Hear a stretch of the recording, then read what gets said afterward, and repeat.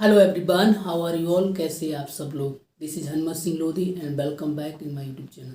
दोस्तों, जैसा कि हम जानते हैं कि DU LLB 2020 एग्ज़ाम की अब सारी डेट्स हैं जो गूगल पे आप सर्च करेंगे तो आ चुकी हैं कि कब इसके एग्ज़ाम फॉर्म भरे जाएंगे, इसके साथ इसका एग्ज़ाम कब होगा और इसके साथ साथ इसके एडमिट कार्ड, सारी चीज़ें हैं जो इन्फॉर्मेशन लगभग वहाँ पे गूगल पे डाल दी गई हैं। तो आप गूगल पे सर्च करके आप सारी चीज़ें देख सकते हैं।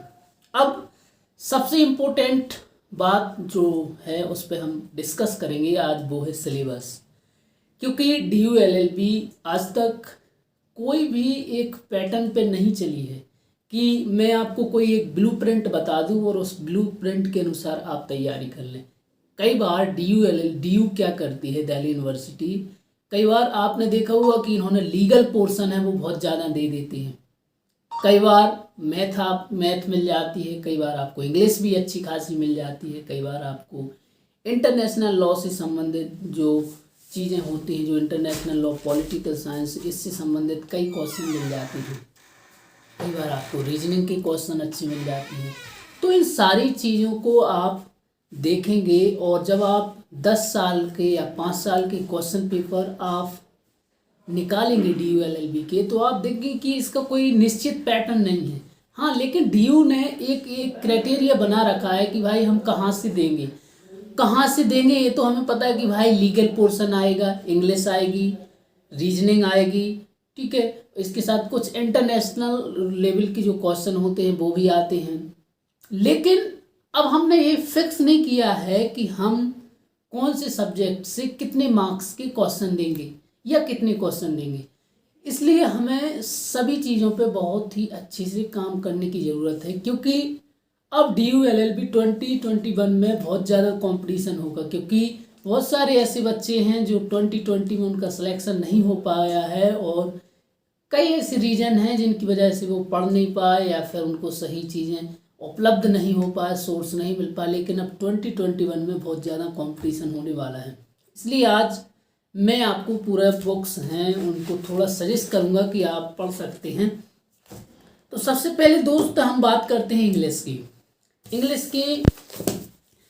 इंग्लिश में क्या क्या आपको noun, pronoun, adverb, adjective, tense है, एक्टिव पैसे हैं और प्रीपोजिशंस हैं, डायरेक्ट इनडायरेक्ट हैं। इन सारी चीज़ों का आपको बेसिक नॉलेज होना ज़रूरी है। कई बार वो ब्लैंक्स दे देते हैं कि इनका प्रयोग कहाँ होगा, ये सारे ऑप्शन दे देते हैं और वहाँ पे आपको एक पर क्लिक करना पड़ता है कि यहाँ पे इनका होगा कि 8 का प्रयोग होगा, तो ब्लैंक्स आ जाते हैं।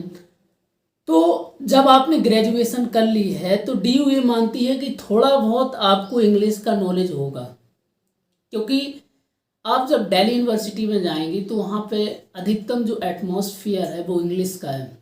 अधिकतम आपको जो अच्छी टीचर्स मिलेंगे इंग्लिश के हैं। वहाँ का जो इंग्लिश का इन्वायरमेंट है बहुत अच्छा है। हिंदी का उतना ज़्यादा है लेकिन उतना ज़्यादा नहीं है, क्योंकि वहाँ पे इंटरनेशनल कन्वेंशन होते रहते हैं, कई प्रोग्राम्स होते हैं जो अधिकतम इंग्लिश में ही होते हैं। कई इंटरनेशनल, नेशनल लेवल के कई प्रोग्राम्स होते हैं। आप देखते हैं कि वहाँ प्रोग्राम्स हर हफ्ते 1-2 होते ही रहते हैं।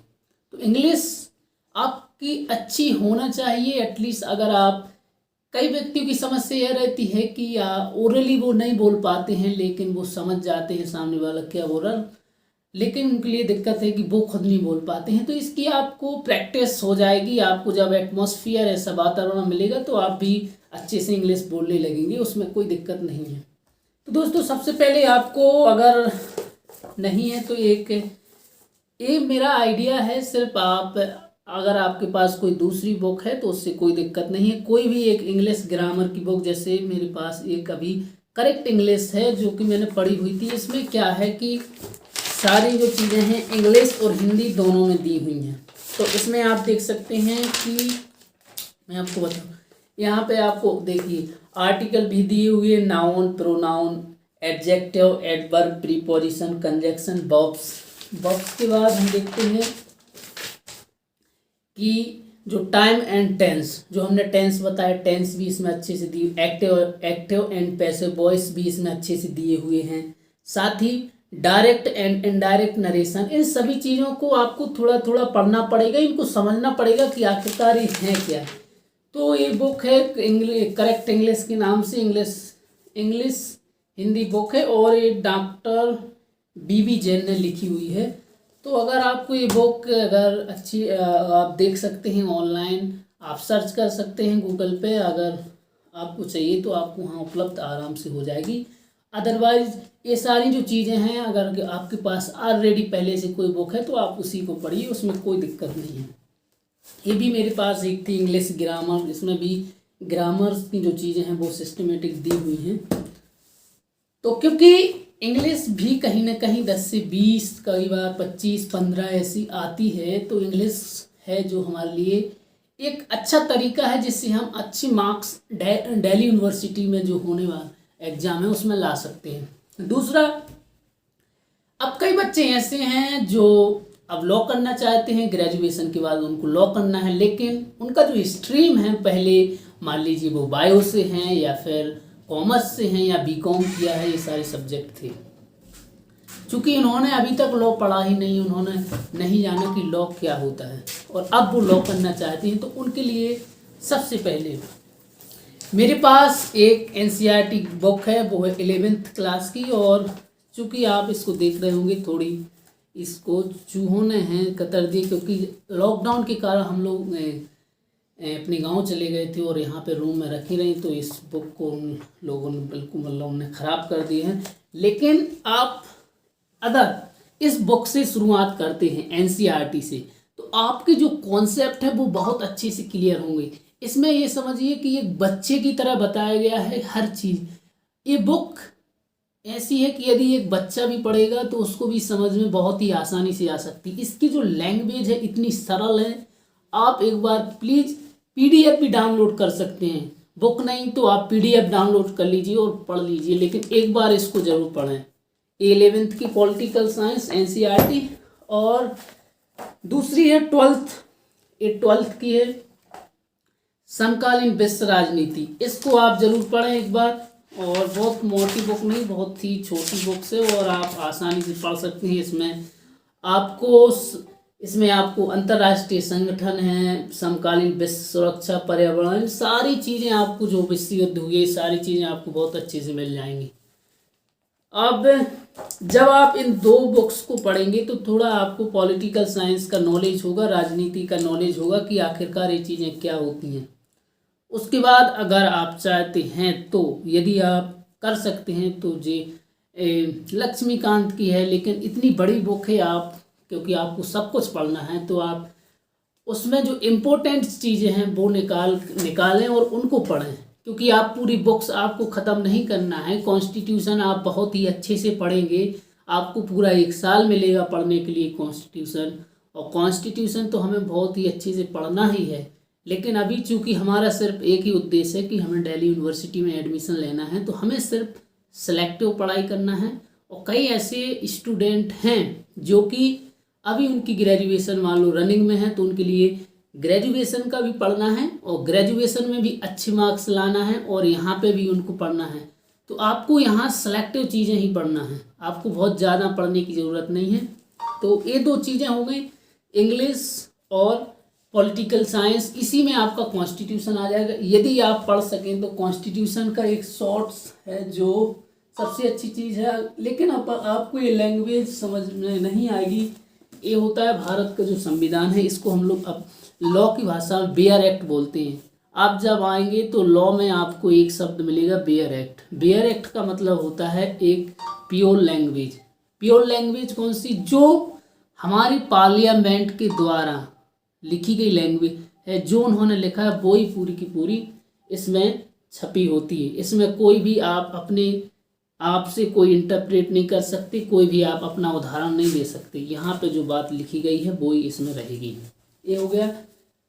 उसके बाद अगर हम रीजनिंग की बात करें और मैथमेटिक्स की बात करें तो मैथमेटिक्स में तो 4 या 5 क्वेश्चन मिलेंगे और 10th लेवल के क्वेश्चन आते हैं। तो अगर आप मैथ से हैं तो आपको तो उसमें ज़रूरत है ही नहीं, क्योंकि आपकी मैथ पहले ही से इतनी अच्छी है। लेकिन यदि आप आर्ट्स से हैं, बायो से हैं, तो आप थोड़ा सा मैथ्स भी देख लें कि उनके जो टॉपिक हैं, जैसे परसेंटेज से संबंधित, स्पीड से संबंधित क्वेश्चन उसमें आते रहते हैं। और रीजनिंग की यदि हम बात करें तो रीजनिंग के लिए आप कोई भी बुक ले लीजिए, किसी उस बुक की तो बताने की ज़रूरत ही नहीं, आप कोई भी उठा लो और जो टॉपिक हैं उनसे संबंधित आप क्वेश्चन करते रहिए, लगातार कंसिस्टेंसी बनाए रखिए। अगर आप कंसिस्टेंसी नहीं बनाएंगे, आपने 2 दिन पढ़ लिया अच्छे से कि भाई अब तो डी यू में अगर आपको पढ़ना है तो अभी अब आपके पास टाइम है, और कंसिस्टेंसी बनाओ। आप यदि 1 घंटा भी दे रहे तो पूरा 100% दीजिए अपना, और आप ये सोचिए कि अब मुझे 1 घंटा वास्तव में पढ़ना ही, तब आपका सिलेक्शन होगा। कई बार लोग क्या करते हैं, 2 दिन उन्होंने पढ़ा और बस उसके बाद छोड़ दिया, स्पेस बन जाता है, 1 दिन पढ़ा 1 दिन नहीं पढ़ा, तो फिर आप सही से आप नहीं पढ़ पाते, और आप कई बार सिलेक्शन बहुत ज़्यादा अंकों से नहीं रुकता है, सिलेक्शन 2 अंक 4 अंक 6 अंक इतने से ही रुकता है, तो हमें बहुत नुकसान होता है और उसका भरपाई हम लाइफ टाइम नहीं कर पाते हैं। तो आप लोग प्लीज़ कंसिस्टेंसी मेरा यही है कि आप बना के रखें, और उसके बाद आप इन सारी चीज़ों को देख लें। और फिर आते हैं हम थोड़ा लो पोर्शन पे। लॉ का जो मटेरियल है वो क्या है। आपने एक नाम सुना होगा, इंडियन पेनल कोड IPC, जिसमें कि 511 सेक्शन हैं।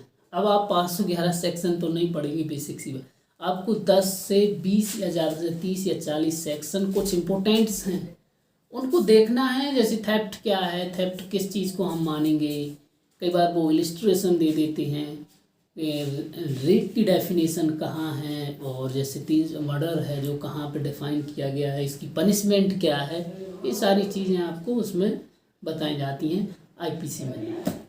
और दूसरी अगर हम बात करें CRPC, जो कि एक क्रिमिनल प्रोसीजर कोड है, और इसमें हम बेसिकली यही बात करते हैं, जैसे इसमें आपको आएगा कि कॉग्निजेबल ऑफेंस क्या है, नॉन कॉग्निजेबल, वेलेबल, नॉन वेलेबल, ये 2 या 3 क्वेश्चन नॉर्मल से आपको वो पूछ सकते हैं। और उसके बाद हम लीगल मैगजिम्स की बात करें तो लीगल मैगजिम्स में आपको 2 लीगल मैगजिम्स तो मुझे लगता है आते ही हैं। तो लीगल मैगजिम्स के लिए आप क्या करें कि मान लीजिए आपके पास 50 लीगल मैगजिम्स हैं, तो आप डेली सिर्फ एक लीगल मैगजिम्स पढ़िए, वो क्या कह रहा है, सिर्फ उसी एक लीगल मैगजिम्स पढ़ेंगे तो आपको पूरे लगभग पता चल जाएंगे, और आप वहाँ पे सारी चीज़ें लिखी आती हैं और आपको बस टिक करना है। तो ज़्यादा मत, सिर्फ एक लीगल मैगजीन्स उठाइए और उसको बहुत अच्छे से पढ़िए। उसके बाद है जजमेंट।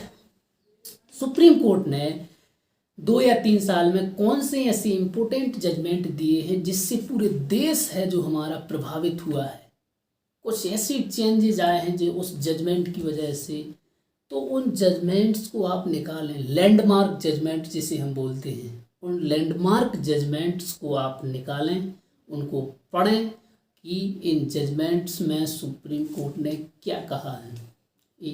ये सारा ये सारा जो है DU-LLB का एक लगभग सिलेबस है, और इसको आप बहुत ही आराम से कवर कर सकते हैं, क्योंकि अभी आपके पास समय है और आपको सारी चीज़ों पे अभी से पकड़ बनाने की ज़रूरत है, तभी आपका सिलेक्शन हो पाएगा।